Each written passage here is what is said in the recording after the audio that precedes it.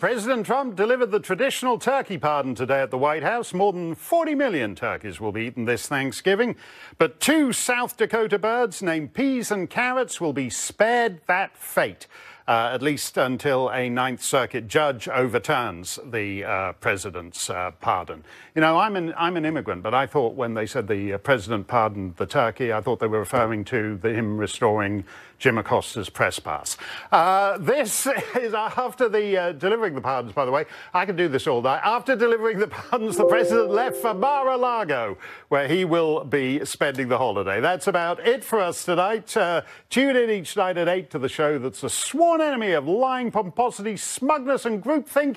Here is Sean, live from New York, with Senator Lindsey Graham. Thank you, Mark Stein. We appreciate it. Welcome to Hannity. This is a massive news night. Stick with us. It'll take the whole hour. The witch hunt, Mueller, may soon be over. Today, the president, he submitted written answers to the special counsel's questions, and his attorneys are calling for Robert Mueller to wrap it up. A huge development, big win for the president, and a crushing blow to the president's political opponents. We're going to bring you the very latest details, all coming up tonight. Also, a total media freakout over something the president never did and also is right about regarding Clinton and Comey. We also have an important message about what is the situation that is ongoing with Saudi Arabia, the president's comments today. And we're going to give you a Hannity history lesson on America at times having to deal with really evil, bad actors for reasons that make sense. And tonight, the turmoil at our southern border. Dozens of migrants now have been arrested. Hundreds more are believed to be criminals and gang members and traffickers. Others merely in search of a better life and economic opportunity. But all are now demanding passage into the U.S. And the people in Tijuana, they have just had it tonight. In moments, we're going to break down the risks and costs associated, what it means for you with illegal immigration. And we will expose tonight the mainstream media's hypocrisy. It's stunning. Surrounding Ivanka, Comey, email, Hillary, hysteria, all the hypocrisy on that, and also Michael Avenatti. Plus, now that the dust has settled, we're going to put the midterm results in perspective and tell you why the media never wants to talk about it. The big blue wave was a little ripple. We'll tell you why it didn't materialize, and we'll show you how one failed Democratic gubernatorial candidate is becoming the world's worst sore loser. A lot to cover. It'll take the full hour. Thanks for being with us. We start with our breaking news, opening monologue. All right, breaking just moments ago, we learned that President Trump has submitted written answers to the special counsel, Robert Mueller, and the president's attorney, Jay Sekulow, issued this statement, quote, the questions presented dealt with issues regarding the Russia-related topics of the inquiry. The president responded in writing, Rudy Giuliani adding, quote, it has been our position from the outset that much of what has been asked raised serious constitutional issues and was beyond the scope of a legitimate inquiry. This remains our position today. The president has nonetheless provided unprecedented cooperation. The special counsel has been provided with more than 30 witnesses, 1.4 million pages of material, and now the president's written responses to questions. It is time to bring this inquiry to a conclusion. Make no mistake, huge win tonight for the president and his legal team. His attorneys were pushing for written answers. That means no subpoena fight, no subpoena before the grand jury, no in-person interview, no year-long fight headed towards the U.S. Supreme Court, no perjury traps. And keep in mind, these were all questions. None of them were about obstruction of justice. Why? Because there never was any, just like there was never collusion. Instead, Mueller focused on this Russia collusion, and time again, the president's already answered these questions.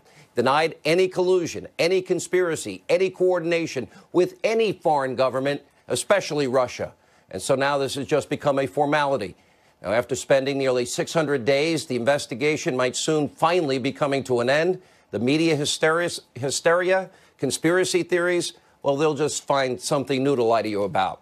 Now, if we really care about truth and equal justice in the United States today, well, tonight the door is wide open.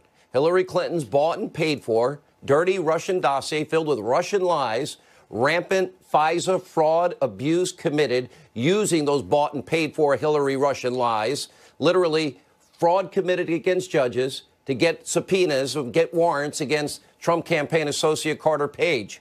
And then after that, the coordinated leak efforts to literally lie to the American people, propagandize them, misinform them, so that would influence the 2016 election. That all now needs to be investigated if we really care about Russia collusion and equal justice under the law and equal application of our laws. And tonight, the Mueller probe, well, that seems to be winding down. Well, the New York Times is reporting that Trump wanted to order the Department of Justice to prosecute James Comey and Hillary Clinton.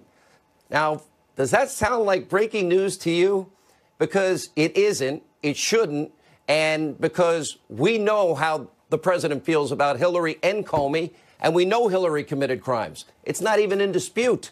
And, of course, the anti-Trump haters over on Conspiracy TV, MSNBC, and fake news CNN acting like they found it. They've been looking for 2 years, and now they found it. Maybe they could have listened to his rallies that they wouldn't cover when they were yelling CNN sucks and lock her up. They would have learned something there. Take a look.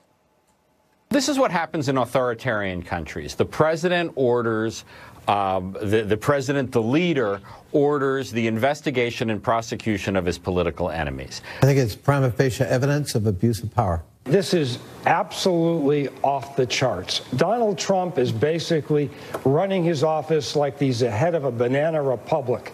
I think this is a scandal at a 15 on a 1 to 10 level. He was essentially trying to use the apparatus of the state to punish his political enemies. He never did anything. Never. Ever. It's a phony story. Fake news. And when the story broke, by the way, we reached out to Greg Jarrett for his reaction. He said, how is this even a story? He's right. He'll join us later with much more. Now, during the 2016 campaign, then candidate Trump repeatedly said that he wanted Hillary Clinton prosecuted for her email server scandal. And Clinton and Comey both should have been investigated. We only investigate Trump, I guess, in this political climate. He gave Hillary Clinton the nickname Crooked Hillary for a good reason. And let's be honest, she should have been prosecuted. The single easiest obstruction of justice case, slam dunk, that I've ever seen in my life. You know, when you delete subpoenaed emails, acid wash the hard drive, bleach bit, hammers, devices. And by the way, Comey's actions legally need to have been looked into and should be. And when we come back also tonight, later on in the program, we'll have Senator Graham joining us. He'll weigh in on all of it. Now we turn to the situation with Saudi Arabia's Crown Prince. Now, pay close attention. This is going to be very hard for liberals in the media to keep up with. I want them to pay very close attention. The murder of the Saudi journalist Jamal Khashoggi was reprehensible. That is evil. And I have little doubt that this evil act was carried out in the Saudi consulate in Istanbul at the direction of Saudi Arabia's Crown Prince, known as MBS. On this program, frankly, in all the media, well, there's nobody that's been tougher on Saudi Arabia and nobody more consistent of my criticisms of Saudi Arabia for a whole host of reasons. I've been their loudest critic for good reason. I've called out Saudi Arabia's rampant human rights abuses, their complete lack of common decency, Saudi Arabia's treatment of women. They can't drive, up to recently couldn't vote, and literally have to ask their husbands if they may travel abroad. Gay people are killed just for being who they are. Christians and Jews, oh, guess what? They are literally not allowed. You can't build a temple. You can't build a Christian church. And they are persecuted in Saudi Arabia. And up until recently, women in Saudi Arabia, well, they pretty much couldn't do anything, you know, without being around a male guardian from their family, or else they'd get in trouble. And by the way, women need permission for just about anything, even to marry, to work. Being gay is illegal, punishable by death. Christians and Christian churches and temples banned. Now, while the Clintons were more than happy to accept tens of millions of dollars, and think about this, the Clintons took tens of millions of dollars to enrich themselves and their foundation from the Saudi kingdom. Now, what did they get? They've never been this critical of Saudi Arabia, as critical as we've been. I'll call out evil wherever I see it. The murder of Jamal Khashoggi was evil. The world is an ugly, dangerous, complicated place. And today, President Trump, he issued a statement reaffirming America's strategic partnership with Saudi Arabia and had this to say to reporters at the White House that they took such umbrage with. Take a look. If you look at Iran, just take a look at Iran, and you look at what they're doing. They are a terrorist nation right now. Although I must tell you, they're a lot better right now than they were when I took office. When I took office, they were heading in a very, very bad direction. And at some point, things very positive, frankly, could happen with Iran, but we also need a counterbalance. And Israel needs help also. If we abandon Saudi Arabia, it would be a terrible mistake. President's right, and I want to explain in all specificity why this isn't about politics. As evil as this kingdom is, as I have said over the years, the president is right. Saudi Arabia has now emerged at an important point in history as a partner in the Middle East. Let me explain this. And it brings us to a quick Hannity history lesson. As a country, we have to make a lot of tough, very, very difficult strategic decisions, not like putting millions in your pocket like, oh, the Clintons, and deal with a lot of immoral and even in some cases evil international partners. I'll give you one quick example, World War II. We struck alliances with Stalin, a mass murderer in Russia, the former Soviet Union. That evil dictator would even go on to murder more people than Adolf Hitler. But the survival of America and Europe was in jeopardy. And during the Cold War, we partnered with dozens of brutal dictators to violently squash the spread of the evils of communism. And now Saudi Arabia, similarly, a horrible regime, but there's a key alliance that is now in place, and that would be the United States and Israel and Egypt and Jordan and also, let's see, the Saudis and the Emirates. And what is the alliance against? Iranian hegemony. Iran is currently the world's #1 state sponsor of terror. They're funding numerous proxy wars. And if the mullahs that chant death to America, death to Israel, and want to wipe Israel off the map, if they ever get nuclear weapons, millions and millions of people can die. So we have to make a strategic decision. We can't take that risk. In fact, the current alliance, again, the U.S., Israel, Jordan, Egypt, the UAE, the Saudis, they've been a crucial force in checking this Iranian hegemony. And this is the alliance that we now need to stop these radical mullahs with their radical threats from ever getting their hands on nuclear weapons. Still many on the left, they're in meltdown mode over the president's handling of Saudi Arabia. You know what? Where have they been? Former Obama, U.S. ambassador, Samantha Power, tweeting, quote, "It is a mean and nasty world, but Trump's siding with the meanest and nastiest out there, whether, El-Sisi or Putin or assassin MBS will leave the world even nastier." This statement is a green light for would-be murderers in countries that have things that Trump thinks we need.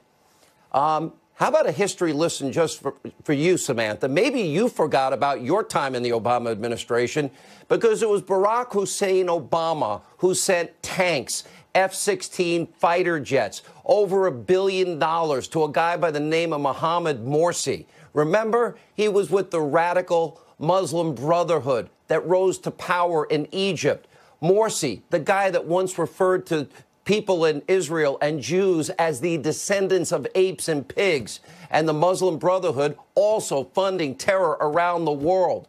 And by the way, that's your boss, former boss, Obama, who partnered with them for no strategic reason. Obama gifted that guy billions of dollars, material support, planes, tanks, and cold hard cash. And we can't forget that, Obama also partnered with the radical Islamic mullahs in Iran, the #1 state sponsors of terror. In a horribly flawed nuclear deal, the U.S. sent $1.7 billion in cash and other currency directly to the mullahs. Yep, the same people that plot the destruction of Israel and the United States on a daily basis and think God is instructing them to do it, and treat women and Christians and Jews and gays and lesbians the way they do. So, Susan Powers, spare us the feigned, phony, selective moral outrage. And remember, as I pointed out earlier, Hillary Clinton totally ignored the Saudis' treatment of women, gays, Christians, and Jews for millions of dollars in cash because they bought her silence. She's never criticized the way we have regularly on this program. So today, with Iran now posing the single biggest threat to the United States, the Middle East, and the world, this strategic partnership with Saudi Arabia is too important, if at all possible, to dismantle. If we can keep it together, it's smart. It's incredibly complicated, incredibly dangerous in the Middle East. And on top of that, the Saudis are spending hundreds of millions of dollars on weapons purchases that, by the way, both Russia and China wanted, and we got. And that means what? We're going to make let's see, Putin and the leaders of China rich again? I don't think that's a good idea. And take Americans, their jobs away from them? I'm not willing to do that. And do we want to help out, put a new alliance together? Let's see, the Iranians, the Syrians, China and Putin and Russia? It's a dark, evil, ugly world at times, far more complicated than what liberal networks that hate Donald Trump even, taking a breath could ever possibly understand. All right, we have to turn to another situation. Step their reconnaissance efforts up, a serious situation, but not according to the Democrats. Remember, for a while, they were ignoring the migrant caravan and accusing Republicans of fabricating this phony crisis in the lead up to an election for political gain. Others called it all a conspiracy theory. Obama laughed at the idea in one event that he was speaking at. No, it's a real situation with real consequences. We now know our own DHS and leaders in Mexico saying that over 500 criminals are now traveling with the migrants. And according to a new report, law enforcement has even paid undercover informants to address security threats. By the way, that's called being smart. And yesterday we saw in Tijuana authorities having to arrest 34 members of that caravan for offenses like public intoxication, disturbing the peace, resisting arrest. But despite all of this, a federal judge yesterday in San Francisco, what a shock, dealt a blow to the president's border security efforts and the rule of law, striking down his temporary asylum ban on those who don't apply at a port of entry.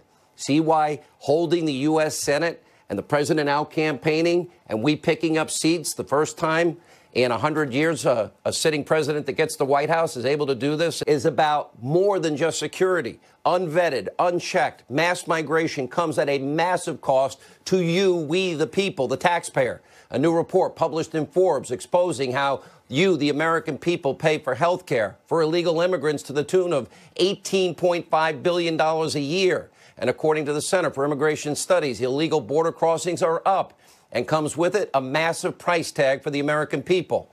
We'll have a lot more on this developing situation also throughout the show. Now, tonight, the mainstream media is all but refusing to cover the crisis at the border, but instead they are busy obsessing over Ivanka Trump. She briefly using a private email account, this goes back 15 months ago, to send and receive some that were work-related messages. Talking about a few hundred emails 15 months ago. She was new on the job, new to Washington. All the emails have been handed over to the federal government.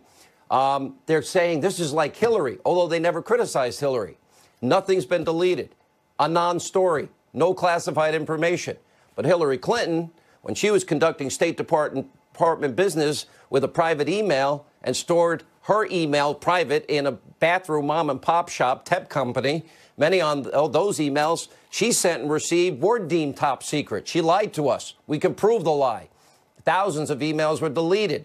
Nobody had ever heard of BleachBit, but now we know what it is. And guess what? None of these were turned over to the federal government.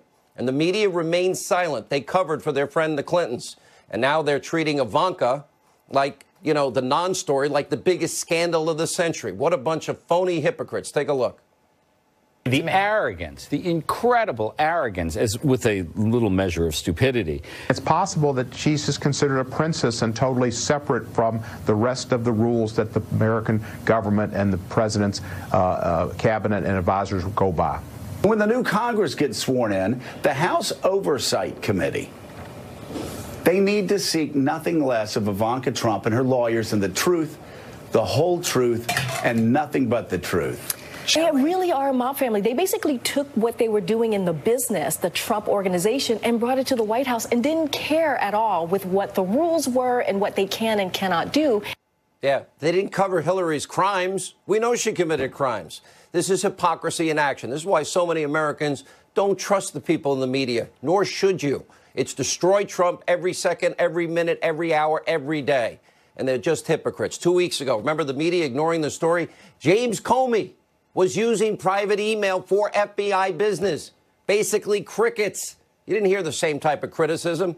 And it's the same reason that members of the media now totally ignoring their former BFF, Michael Avenatti. For so many months, he was the poster child on cable news, fake news CNN, conspiracy TV, MSNBC, spreading vile claims against Justice Kavanaugh that they were spreading and believing. They believed. And guess what? He's now the left's. All of a sudden, they've changed their guilt by accusation motto. the new standard they created in America. Yet no one in the mainstream media, all of Avenatti's friends, well, they're pretty much silent and pretty much not saying anything. So what does that mean? It means the issue of sexual assault that's so serious, that's not what matters to them. Because if it did, they wouldn't be best friends with the Clintons, would they? They wouldn't have worshipped the media, been worshipped by the media as they've been. And Keith Ellison would have been vetted and called out. The issue really seems to be important of sexual assault or charges like this only if they can bludgeon a Republican. Then there's no due process. Then there's no presumption of innocence. Where's all the outrage on these channels? Their best friend. Now, if you're on the left, the rules don't apply to you. One set of justice for them and the guillotine pretty much for everyone else. And the mainstream media's post-election spin doesn't help either. Delusional liberals, the media, they're now trying to pull a fast one on the American people, saying that Trump has been rejected. This has been a massive blue wave. His presidency has been contained by some imaginary blue wave. In historical terms, it was a trickle, with some Democrats refusing to even call the election legitimate in races that didn't go their way. We saw that in Georgia in the governor's race, where Brian Kemp won. He won outright, but Stacey Abrams said Georgia did not have a free and fair election, and Kemp dismantled democracy. Really classy. Sounds like sore loserism. The Democrats did, of course, pull out some victories in the midterms. According to Fox's count, the Democrats, they won 232 seats in the House compared to 199 for the Republicans. 4 races yet to be called. They picked up 37 seats for the Democrats. But they lost all those seats, and Claire McCaskill's out, and Heitkamp's out, and Nelson is out, and Donnelly is out. Oh, yeah. So President Trump, if you actually look at numbers in history, did considerably, massively better than the previous 2 Democratic presidents. 2010, Obama's first midterm. Dems lost 63 seats in the House, 6 seats in the Senate. 94, Bill Clinton lost 52 seats in the House and 8 in the Senate. Now, bear in mind, the Republicans actually added to their Senate majority. And by the way, that number is likely to grow. Next week, an important election. If you are in Mississippi, that special election, November 27th, President Trump will be stumping for Cindy Hyde-Smith at a rally next Monday. As a matter of fact, 2 or 3, in her bid to become the first female senator from the great state of Mississippi. That is an important vote if you live there. This is a big race. A Republican victory means 53-47 in the Senate and further ensure that Trump's agenda of a booming economy, strong national security, tighter immigration, and, of course, originalist, constitutionalist judges and the appointments he wants goes forward. All right, we have a busy night, as I told you. We have Congressman Devin Nunes, Sarah Carter, Greg Jarrett, John Solomon. He has breaking news. We'll react to Trump submitting the written answers to Robert Mueller. Basically, that plane is landing without any turbulence. Straight ahead. Tonight, President Trump has submitted his written answers to the special counsel, signaling that the probe may be wrapping up. Here now with reaction from the World AG Expo in California is House Intelligence Committee Chairman, and that's California Congressman Devin Nunes. To me, the president's already answered those questions. It seems to me that not having a subpoena fight, he's not going to be testifying in public, seems to be wrapping up. But I would like to see the work that you have started and Lindsey Graham and Charles Grassley have started finish. Where are we with that? Well, thanks, Sean. I think what I'd like to see is with the Mueller probe is some kind of probe into Christopher Steele and the Clinton campaign and those Russians. That's what's really disappointed me about all this. Also, who leaked General Flynn's name. So I don't think you really, I mean, there was never any collusion between the Trump campaign and Russia. Sadly, you have like half of the Democrats in this country that believe that somehow the Russians changed votes in the last election. And the people who have been spreading this poison ought to be ashamed of themselves. So I'm glad that maybe this is coming to an end, but I will stress, I still don't believe it. I won't believe it until I see it. And I think Adam there is Schiff some will never give it reluctance up. in the White House. Well, that's true. But to your question, Sean, I think there's some reluctance in the White House to actually go out and release all the documents, the 4 buckets now, as we call them, of the Carter Page FISA, the third renewal. We have the Bruce Orr 302s. We have the exculpatory evidence. And now we also have a 4th bucket of emails that the FBI was sending around that shows that clearly they knew what they were doing before they went to the FISA court. All right, let me ask you the importance of this, because especially the fourth FISA, the third renewal, signed by Rod Rosenstein, pages 10 to 12, 17 to 34. I've never read it. I'd like to read it. The 302s, that's Christopher Steele, Bruce Orr, the FISA applications themselves. You talk about the fourth bucket with the FBI. The president said that he would declassify and unredact this. He still hasn't done it. How important is it?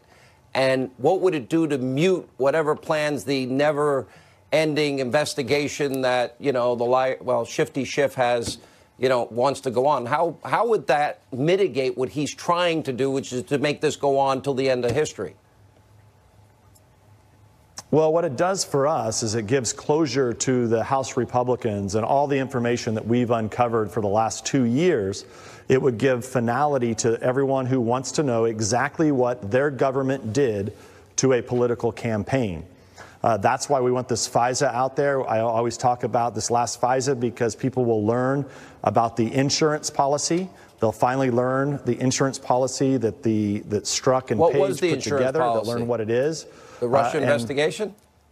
So if you were, well, I actually don't think so. I think the insurance policy was, a lot of people thought that, but what we believe the insurance policy is what's remaining in the last FISA that no one knows yet. So it's what James Comey called a mosaic. It's the other facts that they had to go before the FISA court.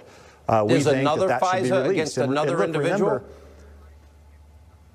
No. This is the same, the Carter Page FISA. So remember when we came out and said the bulk of the FISA was made up of the phony dossier and the fake news, and then you had all of these people scramble around and say, no, there was all this other information. Well, we went in and we began to look at that other information, and we found out that it too was not only phony, but I think also as concerning, if not more concerning, than the original information that was used in the Christopher Steele dossier. I hope we will work with you. I am not giving up until all of those people that violated all of these laws and committed all of these lies to courts and misused their intelligence and spread Russian lies, real lies paid for by Hillary, are held accountable. Thank you, Congressman. We also have another major story tonight about the deep state. John Solomon reporting for The Hill. Questions grow about FBI vetting of Christopher Steele's Russia expertise. Solomon now joins us along with Fox News contributor Sarah Carter, author of the bestseller The Russia Hoax, Fox News legal analyst Greg Jarrett. Let's start with your story, John Solomon. Yeah, listen, the more we learn about Christopher Steele, the more the reason to doubt that he had any expertise whatsoever on Russia. We used his document to justify spying on a presidential candidate in the final weeks of an election. What I learned is that back in the beginning of his relationship with the Justice Department in 2016, he produced an intelligence document predicting Vladimir Putin was losing grip on his power. He was on the way out the door. That hasn't turned out to be very good intelligence, has it? It's 2 years later, and Vladimir Putin is firmly entrenched in power. There is a real question about whether they vetted his expertise and his sources, and I think that is going to become a big issue, as what Congressman Nunes just said. We used this dossier, and we didn't know that it was really verified. I reported my story. John Moffa, one of the key intelligence analysts inside the FBI, told Congress recently they were just beginning the process of verifying the dossier when it already showed up as being, quote unquote, verified and substantiated in the FISA application. That's a complete abuse. Presented as truth. That's violation of law there. It's a real problem. Let me go to Greg. So New York Times, Trump wanted Clinton and Comey prosecuted. First of all, he never did it. Right. You know, I love the media getting all hyperventilating and in the state of whatever hysteria as usual over something that never happened. Right. And the New York Times buries that in paragraph 6. So you really have to read to get to the point of the fact that he never did it. How is this news to begin with? For 3 years, the president has said Hillary Clinton broke the law, jeopardized national security, should be prosecuted, and he vowed to reopen the case. And when we learned that James Comey lied to a FISA court and also stole government documents to trigger the Trump special counsel investigation, the president also said he should be investigated and prosecuted if warranted. So, you know, how is this news? And I'm glad you played the clips of people on CNN and MSNBC who said, oh, this is an abuse of power by Trump. No, it is not. They're wrong. They're ignorant. Thomas Jefferson ordered the prosecution of Aaron Burr. John Kennedy encouraged his brother to prosecute the mafia. And in fact, Barack Obama ordered his Department of Justice not to and defer prosecution of millions of people here illegally. The president has a constitutional duty to enforce the law and prosecute those who break it. Unbelievable. Sarah, we got so much in terms of, you go back to the beginning, Hillary. Two weeks ago, the FBI director, James Comey, admitted he used private email for FBI business. That's right. We barely heard a peep. Hillary set up an entire server. So 15 months ago, nothing classified, new to government, Ivanka Trump had a couple of hundred emails. You would This is all political. Sean, this is all political. This is all playing politics. Ivanka Trump, this is a non-story. Hillary Clinton is the story. She destroyed her devices. She lied. She sent classified information on an unsecured server, which we know now, based on intelligence, was infiltrated by other state actors. Those are outside forces, China, Russia. Who knows who else got a hold of these emails? And 33,000 disappeared. And a few of them are trickling out here and there that Judicial Watch is able to get their hands on. This is a flat out joke. They keep perpetrating disinformation on the media to the American people, and they don't hold the people accountable who actually broke the laws. All right. Thank you all for being with us. By the way, Greg Jarrett will be hosting on 600 plus radio stations my radio show tomorrow. Have fun. Don't mess it up. Just kidding. He's done it before. When we come back, Lindsey Graham weighs in on the crisis at our southern border. Also, we'll get his reaction to the situation with Saudi Arabia. Stay with us. A lot of and Jesse and Jessica. It was a tie last week. It was my world, not theirs. Straight ahead. All right, big developments today with the migrant caravan amassing on our southern border. The AP reporting that Tijuana officials now have arrested 34 migrants on charges like drug possession, public intoxication, resisting the police. Meanwhile, an activist judge in San Francisco temporarily blocking the administration's policy of denying asylum to migrants who cross the border illegally. Here with reaction, South Carolina Senator Lindsey Graham. You know, it was interesting. Now that they were saying that Republicans were only saying this to scare people before the election.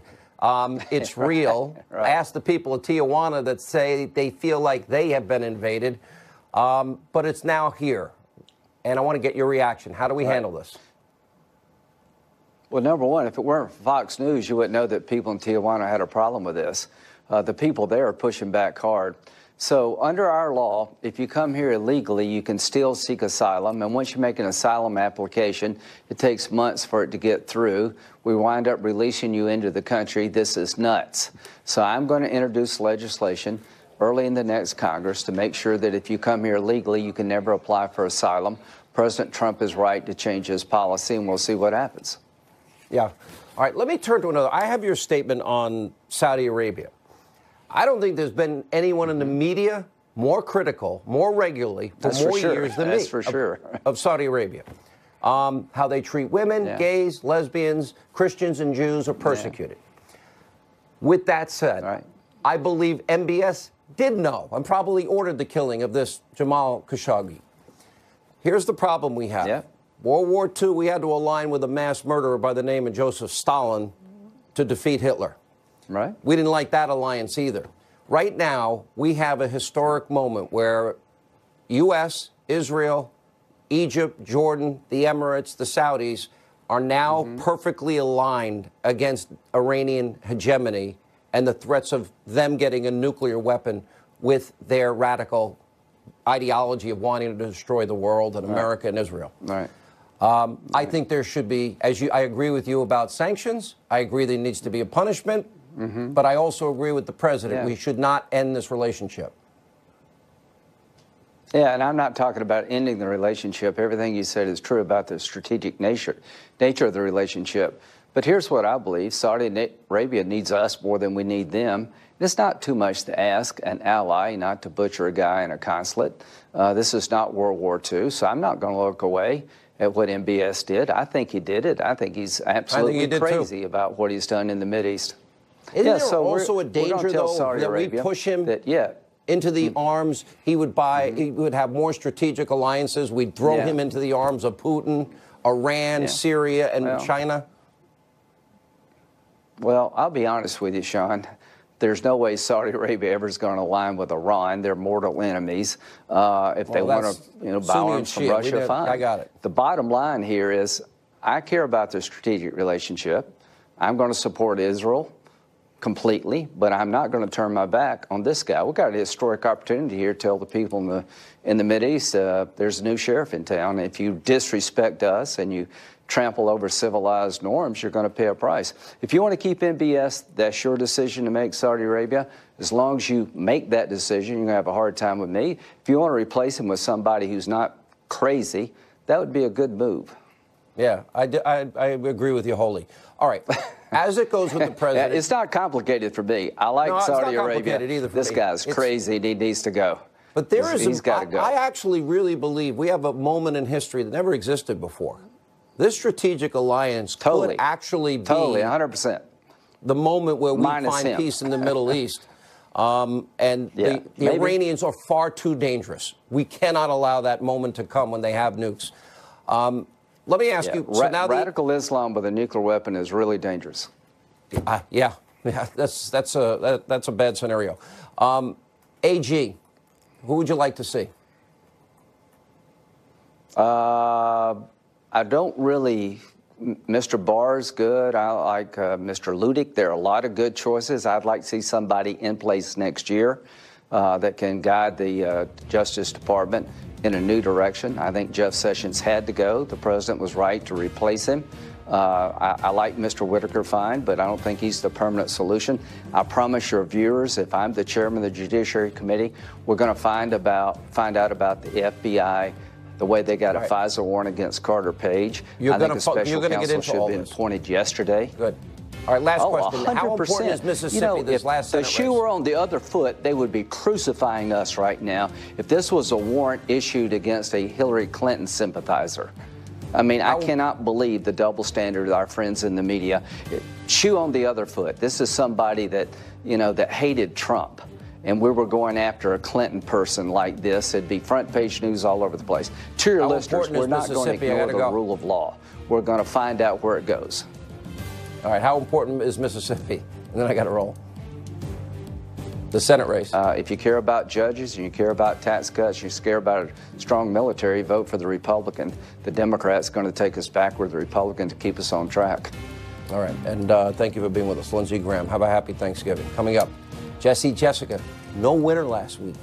They're going to take on the media freakout and double standard and hypocrisy over the Ivanka Trump so-called email controversy. Non-story. Straight ahead. All right, the left predictably spinning out of control over Ivanka Trump's emails. Now, a lawyer blasting the, quote, misinformation being peddled and clarified that Ivanka never created a private server, never transmitted classified information, hasn't deleted any emails. And by the way, this is when she first started 15 months ago. Here to talk about this and more, co-host of The Five and the host of Waters World, 2 shows. Jesse Waters and Fox News contributor Jessica Tarlow. 0 shows. Everyone's comparing it to something it's not, Jessica. Let's see how intellectually honest you are. And that is, this was 15 months ago. No classified information, no bleach pit, no acid washing, no deletions, no hammers, no devices. Big difference. Big difference, but still a big deal. No? No, she I don't knew think so. exactly what she was doing. She spent a couple years listening to her father chant, "Lock her up," because Hillary Clinton had used an illegal private server and mishandled her emails.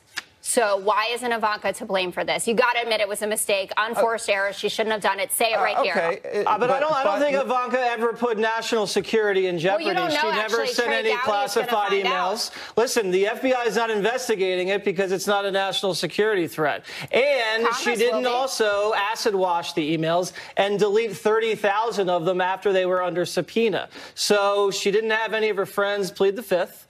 and she didn't smash anything with a hammer. These were incidental emails that she sent from a private account. Why did she set up a new domain? About her child's schedule and about transportation. You haven't read them. Then all of Hillary's emails were about yoga. There we go. We're agreed. And also about Chelsea's wedding. Remember, those were about those two. Well, that was a big event in their lives. You think this is a big deal? It's not. You're trying to land punches. This is about the Washington Post trying to drum some scandal up so they could tip off the House Investigations Committee in order to investigate the president. Let me move on to another issue. Hang on. I want to bring up this Avenatti issue. Now, look, he deserves due process and the presumption of innocence, that which he wouldn't give Judge Kavanaugh. But these allegations, we're talking about a felony, domestic abuse, and the person says, the accuser says he hit her, dragged her across the floor, called her an effing B word, et cetera, et cetera. Now, I don't know if any of this is true. Right. I actually hope and pray it's not. Of course not. But the left seems to only care about guilt by accusation when it's a Republican that they can bludgeon, like they did an innocent man, Judge Kavanaugh. Otherwise, they wouldn't have been such great friends with the Clintons. They would have been more outspoken about Keith Ellison. And all of a sudden, nobody has a word to say about Mr. PR himself, Avenatti. It's the hypocrisy, Jessica.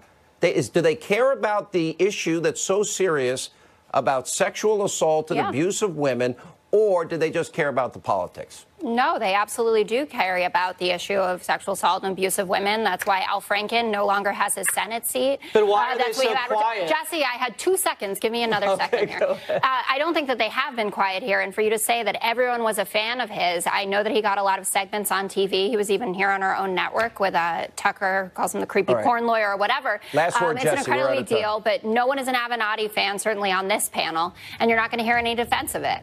I would say that he's totally disqualified himself. He's blown himself up. I believe innocent until proven guilty, but you never touch a woman, and the media is so silent. It shows how hypocritical they are. If this were a Republican that was accused of doing this, it'd be all over.